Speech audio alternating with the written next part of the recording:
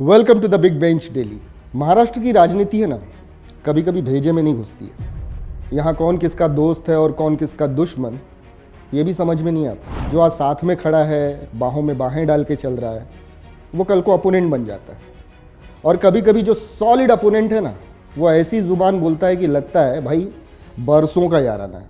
अब अपने अजीत पवार को ही देख लीजिए ना, उन्होंने कर दी है देश के पीएम नरेंद्र मोदी की तारीफ में ये बोला है कि मोदी में भी वही जलवा है जो कभी जवाहरलाल नेहरू और इंदिरा गांधी में हुआ करता था।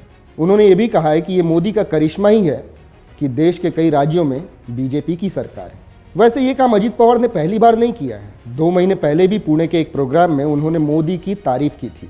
वहाँ उन्होंने कहा था कि जो काम अटल बिहारी वाजपेयी, लाल कृष्ण आडवाणी और मुरली मनोहर जोशी जैसे नेता नहीं कर सके, वो काम नरेंद्र मोदी ने कर दिखाया है। 2014 और 2019 में बीजेपी को नरेंद्र मोदी के दम पर जीत मिली थी। 2 सांसद वाली बीजेपी आज 300 के पार है, तो वो मोदी की वजह से।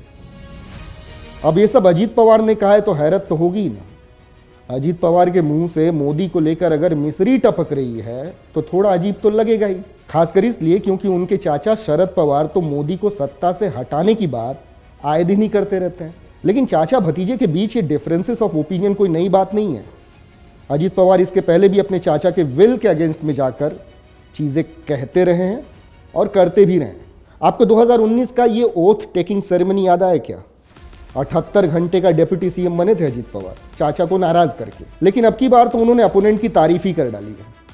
तो द बिग बेंच पर बैठकर सोचने वाली बात यह है कि अजीत पवार ऐसा क्यों कर रहे हैं, क्या वजह इसके पीछे। इनसाइडर से बता रहे कि अजीत पवार इन दिनों खुश नहीं चल रहे। शरद पवार ने पार्टी की कमान सुप्रिया सुले और प्रफुल्ल पटेल को दे दी है। ऐसे में अजीत पवार का खेमा थोड़ा नाराज है। अजीत पवार के पास वैसे नेता विपक्ष की जिम्मेदारी है, वो एक बड़ा पोस्ट होता है, कोई छोटा मोटा नहीं।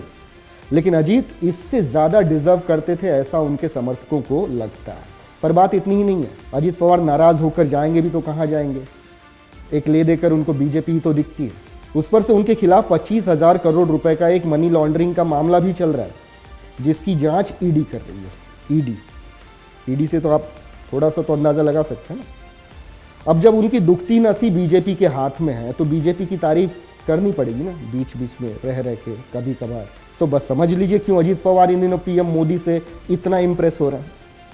इसको समझने में दिक्कत लगेगी क्या? किसी को भी नहीं लगेगी।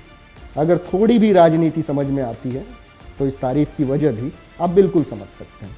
ऐसे ही और पॉलिटिकल अपडेट्स को जानने के लिए आप देखते रहिए द बिग बेंच डेली और हमारे चैनल को सब्सक्राइब करना मत भूलिए। इसके अलावा आप बेल आइकन भी दबाइए ताकि हमारे वीडियोस आप तक इमीडिएट पहुंच जाए। Keep watching the big bench daily.